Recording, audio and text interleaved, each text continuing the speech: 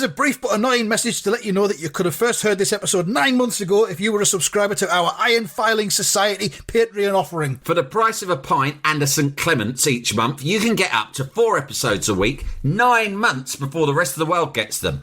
Early access to regular episodes, lots of other marvellous benefits, and there's absolutely no adverts or brief but annoying messages like this that will get right on your ticks. Find out more and subscribe now at tftimemachine.com/ironfilings. Here we go, here we go, here we go, here we go, this is it! This is Top Flight Time Machine. I am Andy Hotbody Dawson. Pow, pow, pow. I'm Sam Nifty Delaney, so what? Welcome along. It's the second part of the history box of Wham's video for last Christmas. Of course, with this being Christmas when we're putting this out, we recorded this in July, as is traditional with Christmas pop songs. Of course, Merry Christmas Everybody by Slade was recorded in the heat of the 1973 July. This one was recorded, Last Christmas was recorded in August 1984. Because you've got to do it, you've got to get these done in advance. Each episode of the podcast that we record is usually done at least 3 months in advance so that we can send it off for pre-production, remixing, all that kind of thing, and we prepare all the promotional material to go with each episode. So we don't just do them ad hoc on the day. There's always a big build-up before each episode's released. But I think everyone knows that, don't they? We've spoken about that before. What? That we do these in advance. Yeah. Oh, yeah. We always talk about that. Yeah. Everyone knows that. We're having time off. That's why we're stocking up on Christmas stuff now. I don't know what point of Christmas you'll be listening to this, but I hope you've had a lovely time. And if you haven't, I hope that listening to us chat about this video might, cause you some comfort. Might be some small comfort amidst the season. So, I'm looking at a piece about the recording and the creation of Last Christmas because it was said before, it's a 360-degree analysis. We don't just look at the video, we look at what's, in the video, which is, of course, the song itself. And it was recorded in August 1984 in London. Wham had just got back from France, where they'd been recording Make It Big, their second album. So it wasn't part of those sessions, it was afterwards. And they'd been recording Make It Big! That's a great title, isn't it, for an album? Make It Big! Yeah. First album's called Fantastic. Second album's called Make It Big. They weren't fucking about, were they? Yeah. What are you going to call this album? Fantastic! Yeah. Why? Because that's what it fucking is. And that's what life is too. Next question. And of course, they were Duran Duran in '84. They brought their album out, which they'd called, we're calling it Seven and the Ragged Tiger. Oh, Fuck off.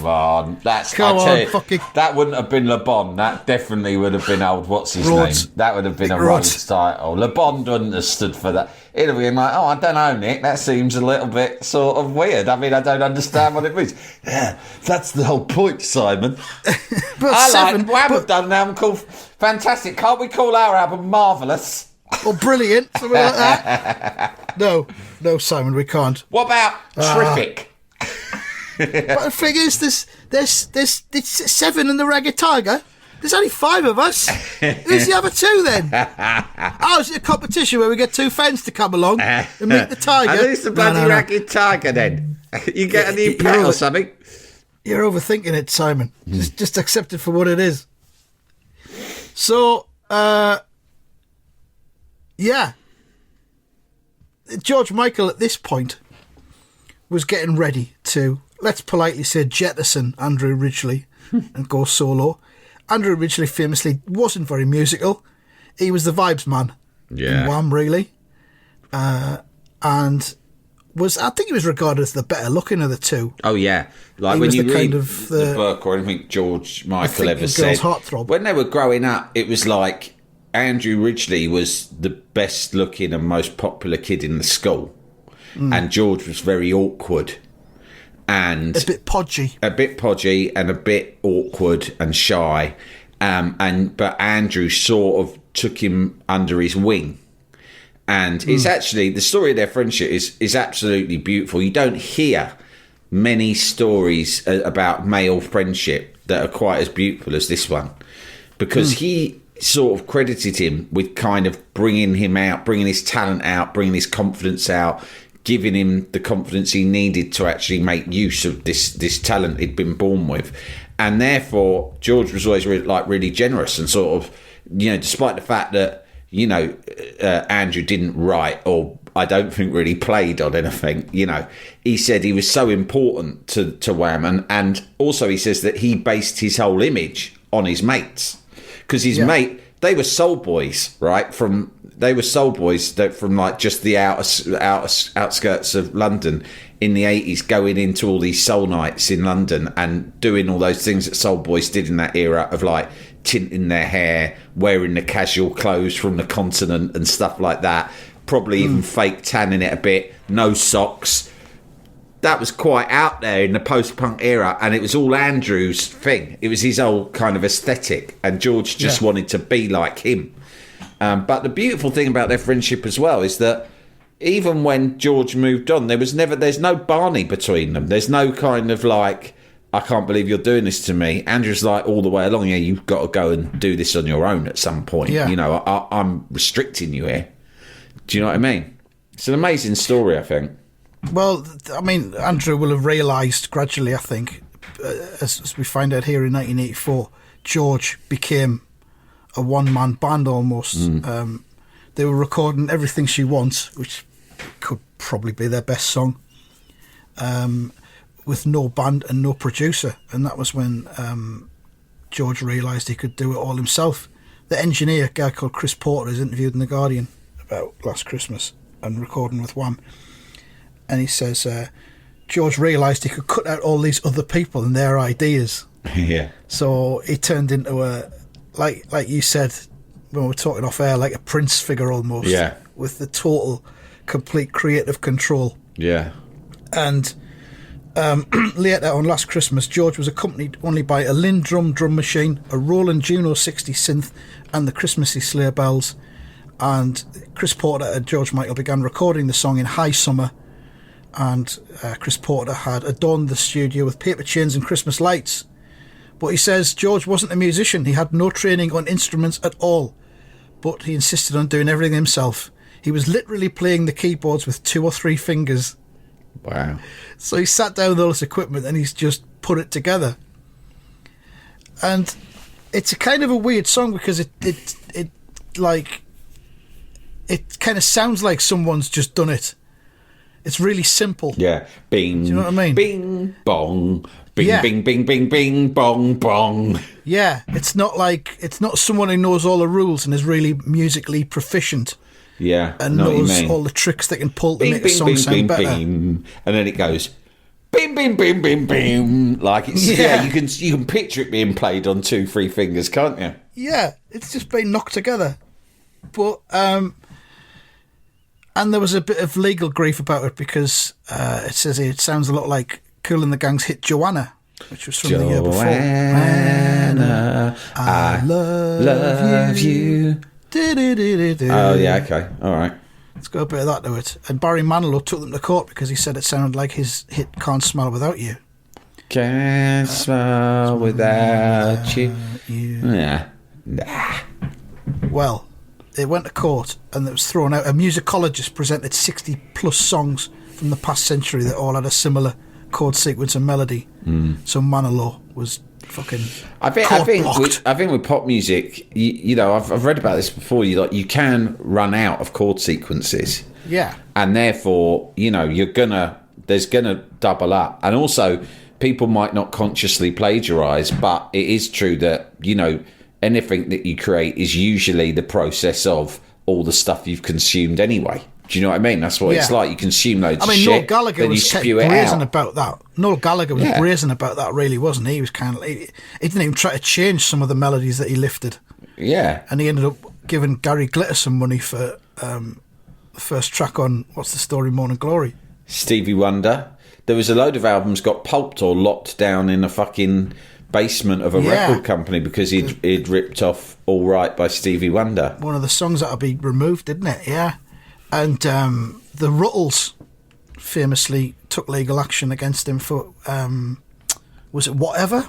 Maybe. Can't remember. It sounded like one of their songs, and now Neil Innes from the Ruttles has got a writing credit, I think, on that. Got a portion of the publishing.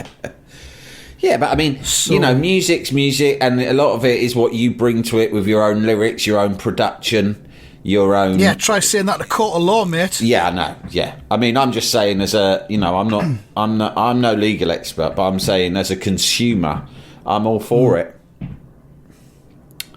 I'm all for an amalgam of other good, someone who's got good taste pulling together a load of exquisite influences and then regurgitating it with their own spin. That's a lot of fun.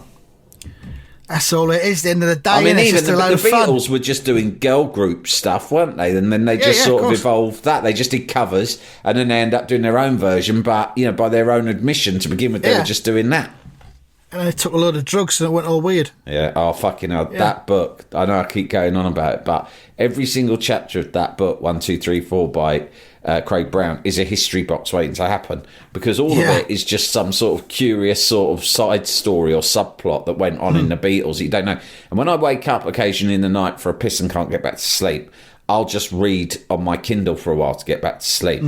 And reading these things in the middle of the night makes it even funnier. Like the other day I was just reading about how basically the book gets sort of funnier after Brian Epstein dies, because when he dies, it's like the teacher's gone and no one's remembered to book a supply teacher, right? Yeah. And so all of the money and opportunities and stuff like that and maddest ideas that had been bubbling inside of them, but he had been basically keeping some sort of fucking control over, just went mad. So the one I read the other night was one of them, I can't remember who, probably George, who seemed to be the one with the fucking maddest ideas. He read Lord of the Rings, and they literally decided that they were going to make Lord of the Rings. That was going to be the follow-up to Help, right? So they'd had Success A Hard Day's Night and Help. Then in the third film, the whole thing, because they had so much money that the accountants were saying, look, you have to fucking spend this money on something now, or it's all going to the fucking government, right? So they go, right, well, we're gonna make a new film. It's gonna be, we're not gonna write an original. We're gonna make Lord of the Rings, right? And George, Ringo, and Paul are gonna be fucking Frodo Baggins or whatever, right? Yeah. And John Lennon is gonna be fucking Gollum, right?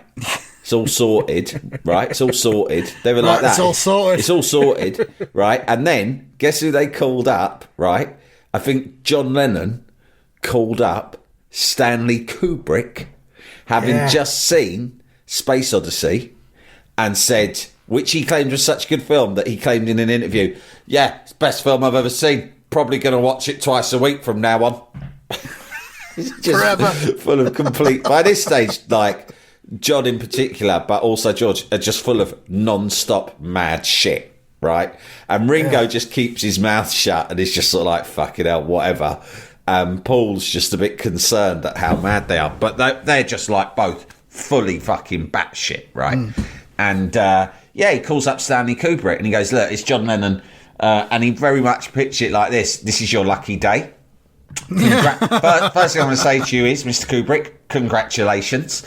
I have seen A Space Odyssey, and I have selected you, to make a film of the Lord of the Rings starring the Beatles. I'm fucking Gollum.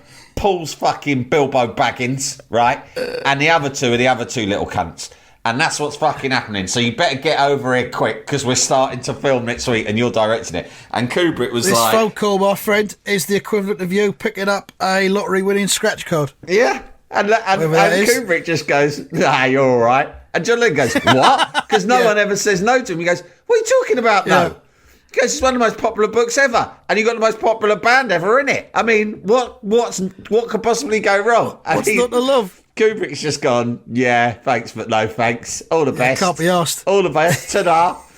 So in the end, they have to fucking fish around for other things. But in the end, what kiboshes it, they're right there on the verge of making it. And what's his name? Tolkien.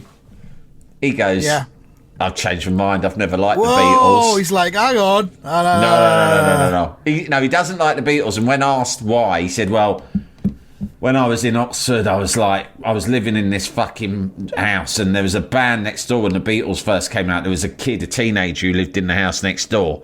And the Beatles came out and suddenly he wanted to form a fucking band like the Beatles, like every fucking teenager did at that stage. And they thought it was easy. So him and his mates were in the fucking garage every day playing this shit music. And I kept going round and going, can you please fucking keep it down? I'm trying to write. But they fucking wouldn't. And I've always fucking hated the Beatles since then. And that is why the Beatles cannot make Lord of the Rings. True story. Yeah. And that's the thing about that book. It's just full of things like that. You just can't fucking believe it. I mean, maybe after we've done Melchester, we'll turn to the Beatles. Yeah. And do a very good opportunity to do eight-year-long Scouse accents Beatles Odyssey. as much as anything. Yeah. Jalapeño. Jalapeño. Andrew Ridgeley's take on it all. In 2017, in his book, he writes, we'd had a bite to eat and were sitting together relaxing with the television on in the background when almost unnoticed George disappeared upstairs for an hour or so. Just going Probably upstairs. thought he'd gone to, knock one off. I'm just going upstairs for an hour or so. All right, George, yeah. Understood. Taps nose, yeah. Good lad. Better out than in, mate. When he came back down, such was his excitement, it was as if he had discovered gold, which in a sense, he had. Great writing. When we went to his old room, the room in which we'd spent hours as kids recording pastiches of radio shows and jingles. So this is just sitting around his mum's house. This is 1984, Wham at their highest fame almost, sitting around his mum's. Yeah, brilliant. We spent hours recording pastiches of radio shows and jingles, the room where he kept a keyboard and something on which to record his sparks of inspiration, and he played me the introduction and the beguiling, wistful chorus medley to Last Christmas. It was a moment of wonder. George had performed musical alchemy, distilling the essence of Christmas into music. Adding a lyric which told the tale of betrayed love was a masterstroke, and as he did so often, he touched hearts. Yeah, And, well, he did touch hearts. I mean, yeah, obviously not everyone listening is going to like this song. We like it, but you got to fucking accept that he touched hearts. Not just with the, obviously the song is beautiful and it did capture the essence of Christmas to my mind, but also it's just the lyrics are actually very powerful. He's right. You know, I love the bit when he goes, what is it? A face of a lover with a fire in his heart, a man undercover, but you tore him apart. Yeah. I mean, yeah, I don't even really know what that means, but it's very powerful nonetheless, isn't it? But I mean, the chorus itself, last Christmas I gave you my heart, the very next day you gave it away. This year, to save me from tears, I'll give it to someone special. Yep. Fucking hell. That's big stuff. And the story as told in the video is that I'm just reading it, it's like the model who plays this girl that he's singing about is called Kathy Hill, and there's flashbacks. They're all up a mountain in Switzerland having a wondrous time, all mates together, no kids, whether they've not had kids yet or they've left them behind. It's like now you watch it through well, when we were kids we watched it and we thought that's what it's like being a grown-up, that's what it'll be like when I'm a grown-up. When it comes to Christmas, I'll be in a really cool Jeep driving up a fucking mountain to a log cabin with all my fucking mates and all these fit girls, and we just have a fucking good time. And we get to play in the snow. Yeah, we'll play in the snow. It'll be brilliant. And then you get to our age and you look at it and you think, that'd be nice, wouldn't it? Up a mountain with that. Yeah, I find myself thinking, but what would you do with the kids? Nah, they'd have to stay around at my mum's, I suppose.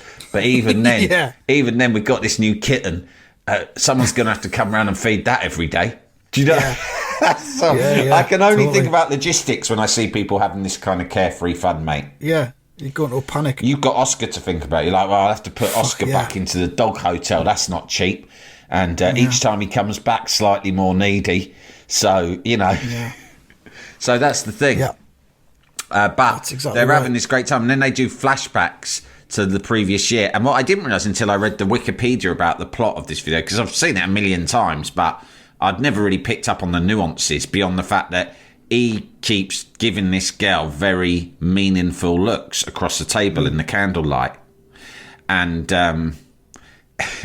And it turns out it's all to do with the brooch. Have you read about this? Yeah. There's a brooch that's changed hands. And Well, I've watched the video Yeah. before we started recording this, so yeah. yeah, no, but I've seen it, but I didn't really. I've never. If you'd said, I must have seen this video like as more than any other video. Yeah, you're focusing on the jeeps and the ski lift and the snow. I probably, when you're never. If watching you'd it, said, getting excited. do you know there is a brooch in this video? I'd be like, no, I haven't got no, there is no What? brooch. What, mate? A fucking what? What's that? Oh, it's one of them badges, but for Doris's. It's a Doris badge. Nah, I don't think Posh there's one Doris of them in badge.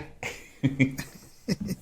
But what's weird is No, you do think a brooch is just for Doris's, isn't it? You don't have a man in a brooch. You have a man in a badge, but not a brooch. Yeah.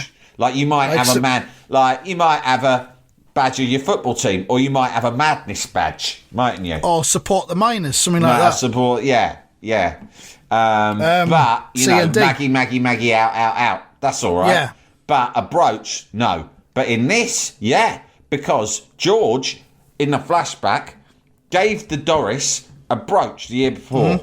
That's like I gave you my heart and also a brooch, right? And then this year, she's fucking giving it to Andrew. She's re-gifted it. Andrew's wearing it. But he's not a Doris. That's what I don't get. I mean, I'm all, whatever, wear whatever you feel like, but it's just, it would have been strange to me. I'm like, why is there a geezer wearing a brooch? It doesn't make sense somehow. Thing is, though, boy George used to wear big brooches, I think, around that time. But Yeah. he was dressed as a Doris when he did it. But he was, yeah, that was his vibe, wasn't it? I mean, it wasn't Yeah. Andrew's vibe. So I'm not saying there's anything wrong with it. And by the way, anyone who wants to wear, I mean, maybe I'll wear a fucking brooch. They're good, aren't they? They're you shiny will. and bejewelled. And what's not to like about that? Maybe we'll buy each other brooches for Christmas. The best bit in this video is when, doesn't he? Well, hang on. We're going to go Oh, okay, through it go bit on, by yeah. bit. All right. We've got 3 episodes to do with Okay. this. We will look at the video now, shall we? Yeah, Shall we start the video? yeah. Begin. Okay. All right. I mean, I haven't got the sound on because obviously it'll pick up and... it begins with a great tracking shot of the mountains, wherever the fuck it is. Switzerland, apparently. It's in Switzerland, yeah. That can only be Switzerland, can't it? When you look at it. I you look at guess, the mountains, yeah. because you just think Toblerone. It's Toblerone-shaped mountains. Yeah. It's got to be Switzerland. Some nice pine trees there. At the foot of the mountains. Loads of snow. Fuck loads of snow. Yeah. You ever been on a skiing holiday, Sam? I went on a press trip snowboarding once. Right. No, I must have talked about it on the pod before because it was quite eventful. I was quite young. I got a freebie trip up a mountain in right. Andorra, Fucking hell. which is that little... You only know Andorra because it's the sort of team you beat 6-0 when you play them in qualifiers. Part of Spain, isn't it? Well, it's its own independent next state. next to. But it's Yeah. like in the mountains right between... It's the Pyrenean between France and Spain in the Alps. Right. Yeah. And it's its own independent state. And I went up there and they said, you got to snowboard. And I hadn't ever been up a mountain before, but they gave me all the gear. And I couldn't be Yeah. bothered going to the lesson. And I fell in with some Obviously. fucking old hack who was about 15, 20 years older than me. He was a right old soak from like the Daily Mail. Or maybe it was the Express, I can't remember. John Pigface. And he's gone, yeah, it was like that. But he was quite posh pig-faced. And he was like, that. And I said, he goes, where are you going? I said, I can't go. We got to go up this mountain. They say we got to do snowboard lessons. Right, because it was the PRs running the thing. He went, fuck that. Come on, let's go and get a drink. They do hot chocolates with brandy in first thing in the fucking morning. So I went, all right. So I went and I had this fucking hot chocolate with brandy in with John Pigface. And he goes, right. Are you going to use this fucking thing? And I said, I've got to, because I've got to write about it in the magazine, right? I was working at Men's Health, and they said, you got to go on this trip, but when you come back, you write it up.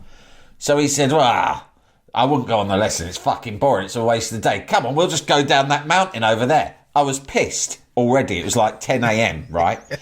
And so we clip on our fucking snowboards. I've never been in a mountain situation before, right? Yeah. I don't think this cunt had either, but he was mental. And he's like this, tally ho! And he's just fucking taken off down this fucking slope on a snowboard. Fucking hell. So I just thought, fuck it, because I was pissed. It was first in the morning. I've just fucking gone after him. And it was, people were shouting at us because we're going fucking down. We're smashing into people, getting in people's way. I don't know what the fuck I don't know how to stop and I don't know how to change direction. And I just fell on my arse.